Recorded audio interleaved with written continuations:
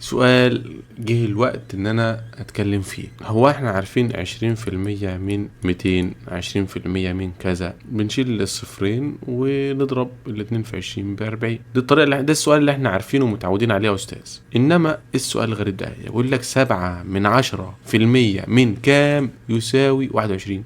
انت ممكن تاخد 7% وتجربها في الاجابات اكتر، ماشي، تجربها فيهم. يعني انا شاكك مثلا في رقم ج، فانا هقول 7/10% من 3000 تساوي، لو عطتني 21 تبقى اجابه صحيحه. طيب طبعا احنا عارفين ان احنا بنقسم على كام في السؤال ده؟ بنقسم على 100. انا معودكم ان احنا بنقسم على 100. وخليني بس احول 7/10 ديت اخليها 7/10. تقدر تخلي 7/10 7/10 عادي عشان تسهل على نفسك. بس كل اللي عليك هتشيل 0 مع 0، 0 مع 0، 0 مع 0، يفضل عندك 3 في 7 ب21. عطتك 21، يبقى ج بالفعل هي الإجابة الصحيحة.